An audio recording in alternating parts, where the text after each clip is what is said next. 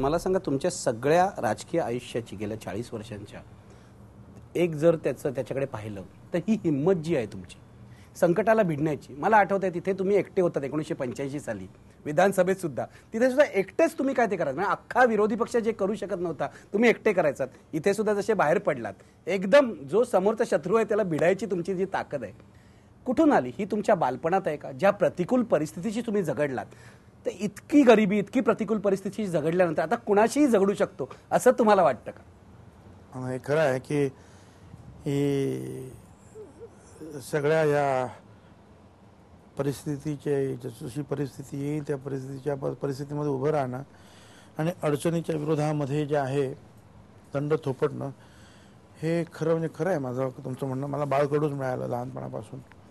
त्याचं कारण असं आहे की माझी आई वडील जे आहेत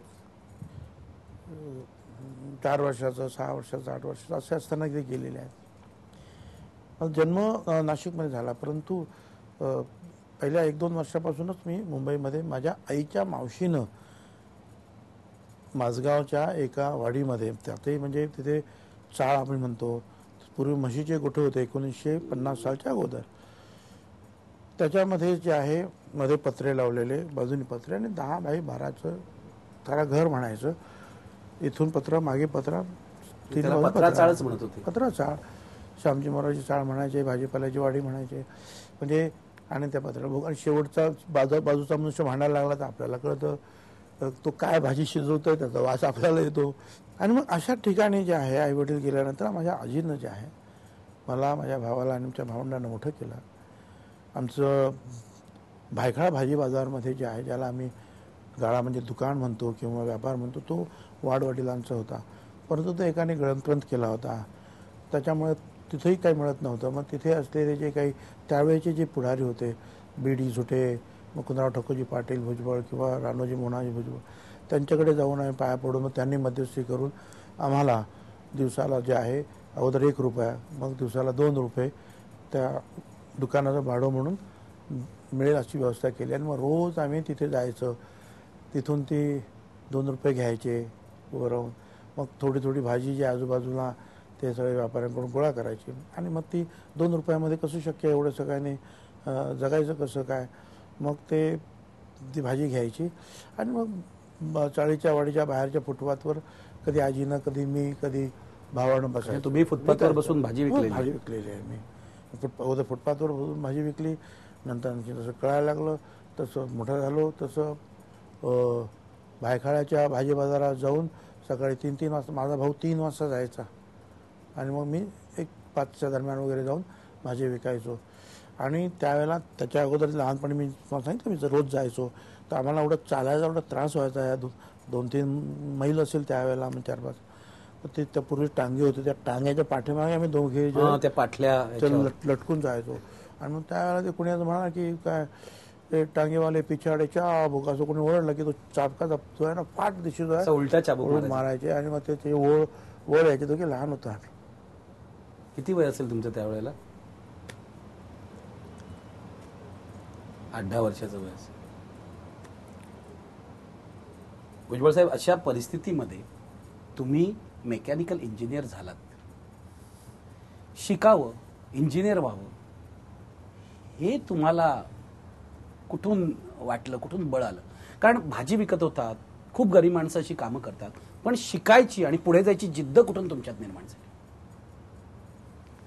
मला माहिती आहे सगळं आठवणं खूप असं तुम्हाला भावूक करणार आहे, पण तरी तुम्ही जे आयुष्य जगलाय ते एखाद्या सिनेमासारखं आहे भुजबळ साहेब. चाबकाचे फटकरे ज्या माणसांनी खाल्ले टांगेवाल्याच्या, तो आज महाराष्ट्राचा उपमुख्यमंत्री आहे.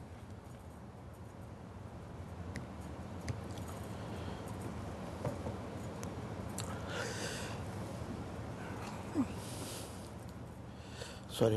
नाही, ठीक आहे. मला माहिती आहे किती वेदना, किती क्लेश तुम्ही लहानपणी सहन केले असतील. आज या पदावर तुम्ही बसलाय, लोकांना तुमचं सगळं ऐश्वर्य दिसतंय, पण चाबकाचे फटकारे काय असू शकतात एका लहान मुलाला त्यावेळेला मी जाणू शकतो. मला पुढे जायचंय. मला सांगा की हे सगळं असं अनुभवत असताना की भाजी तुम्ही विकत होता, चाबकाचे फटके खात होता, मग मेकॅनिकल इंजिनियर व्हावं हे कुठून आलं तुमच्या मनामध्ये? खरं तर मला ते आमच्या म्युन्सिपाल्टीमध्ये हन्नाबाई पेनकर नावाच्या आमच्या शिक्षिका होत्या, आहेत म्हणजे अजून त्या बिचाऱ्या 70-80 वर्ष वय आहेत. माझ्याकडे पुस्तकं वगैरे नसायचे, कपडे सुद्धा नसायचे.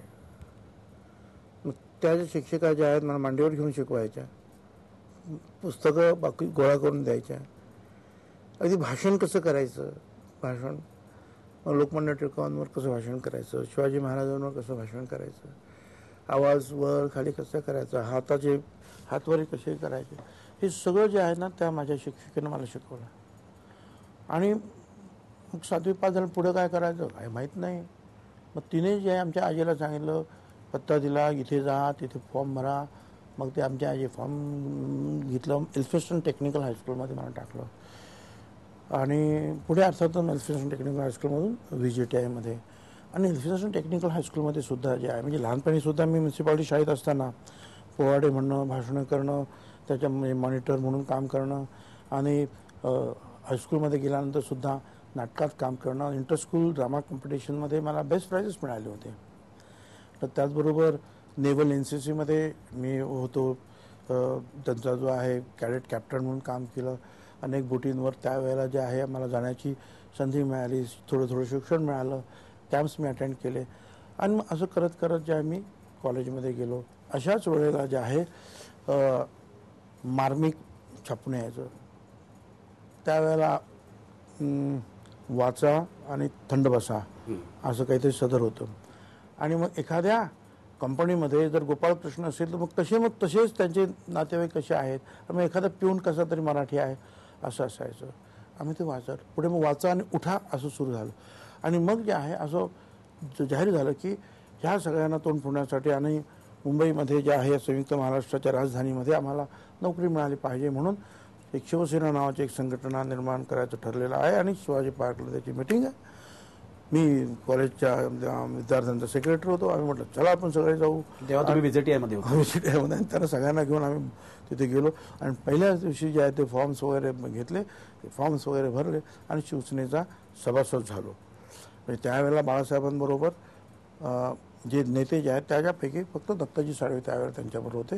मी त्यावेळेला शाखाप्रमुख झालो. तो डोंगरीपासून भायखळा लालबागपर्यंत तो एरियामध्ये मी एकटा शाखाप्रमुख. लालबागला मंडू शेंगरे, भाई शेंगरे किंवा मग तिकडे इतर जे असे जे वेगवेगळे शाखाप्रमुख. परंतु त्यावेळेला म्युन्सिपल मतदारसंघ वाईज जे आहे त्या शाखा तशा नव्हत्या. तर तिथूनच मी खरं म्हणजे जे आहे राजकारणाला अगदी बाहेर पडलो. अर्थात त्याच्यानंतर मध्यंतरीच्या काही काळामध्ये म्हणजे शिवसेनेत असताना सुद्धा मी दास अँड कंपनी म्हणून आहे, प्राणलाल भोगीलाल म्हणजे ज्यांच्या नाही शेकडो या विंटेज कार्स त्यांच्या कंपनीमध्ये जे आहे मी मॅनेजर म्हणून सुद्धा बरेच वर्ष काम केलं. त्यांच्या पेरोलवर सुद्धा जे आहे बऱ्याच वर्ष. त्यानंतर राजकारण असताना नगरसेवक पुढे झाल्यानंतर सुद्धा ते मला सतत बोलवायचे. पण नंतर पुढे मग मी राजीनामा दिला. मग अशा रीतीने मग शिवसेनेमध्ये पहिल्यांदा तर मी निवडणुकीमध्ये पडलो आणि मी ज्यांना उभे केले पकडून आणून ते सगळे निवडून आले. त्यावेळेला पहिल्यांदाच निवडणुकीच्या वेळेला म्हणजे सुधीर जोशी, मनोहर जोशी, प्रमोद नवलकर, वामनराव महाडिक हे सगळे निवडून आले आणि अर्थात मग ते सिनियर सुद्धा झाले. पण पुढच्या वेळेला 73ला मात्र मग मी निवडून आलो. आणि नंतर 78ला जे आहे बाळासाहेबांनी मला तिथे जे आहे शिवसेना पक्षाचं जे आहे नेतेपद दिलं. आणि 78च्या निवडणुकीनंतर मात्र जे आहे जनता पार्टीचं राज्य आलं त्यावेळेस शिवसेना आताच्या याच्यामध्ये सगळ्यात कमी निवडून आली म्हणजे 18-19. पण त्याचं सुद्धा जे गटनेतेपद जे आहे बाळासाहेबांनी मला दिलं आणि त्यातून मग जे मी चांगलं काम केलं. आणि पुढे जे आहे मग अर्थात 84-85च्या दरम्यान जे आहे मग मी पहिल्यांदा आमदार झालो.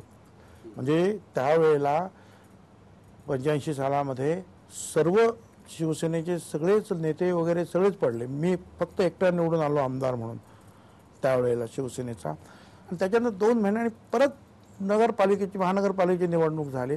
साहेबांनी मला सांगितलं ठीक आहे परत इथे उभे राहा. आणि मी उभा राहिलो आणि अर्थातच मग मला महापौरपद मिळालं. आणि महापौरपद मी तुम्हाला कल्पना मी गाजवलो सुद्धा. सुंदर मुंबई, मराठी मुंबई स्लोगन्स सतत वर्षभर खूप काम केलं होतं मी. मुंबई नाव करणं हो बॉम्बेचं मुंबई ऑफिशियल निर्णय झाला नव्हता तेव्हा गेटवेवर जाऊन बोर्ड लावला. गेटवेवर ते बोर्ड्स जे आहेत अजूनही आहेत मुंबई. आणि इंग्रजीमध्ये सुद्धा मुंबई लिहिलेला आहे. आणि त्या कार्यक्रमाला 26 जानेवारीच्या दिवशीच तो कार्यक्रम झाला होता. 26 जानेवारी 1986 रोजी. आणि त्यावेळेला बाळासाहेब ठाकरेपासून सर्व पक्षाचे नेते, सर्व धर्माचे धर्मगुरू आणि सर्व वर्तमानपत्राचे सर्व लोक, मुंबई समाचार, मुंबईचं नाव असतं ते सगळेच आले होते आणि सांगितलं की आजपासून आम्ही मुंबई म्हणणार. त्यावेळेला माझ्या गाडीवर सुद्धा मुंबईचे महापौर आणि मराठी नंबर वगैरे जे आहे क्रमांक टाकण्यावर सुरुवात केली होती. तर हुतात्मा स्मारक सुद्धा त्याच वेळेला निर्माण, म्हणजे हुतात्मा स्मारक सुशोभीकरण जे आपण केलं ते त्यावेळेला आपण केलं. तर खूप काम त्यावेळेला माझ्या हातून झालं असं मला वाटतं. तुम्ही सिनेमात सुद्धा काम केलंय, आता लोकांच्या लक्षात नसेल. हो, 2-3 सिनेमामध्ये छोटंसं काम पण केलं, 2-3 मराठी सिनेमा सुद्धा मी निर्माण केले. परंतु मग आता हा राजकारणात आल्यानंतर हा रोजचाच सिनेमा आहे ना, आता मोठे आहे सुरू आहे.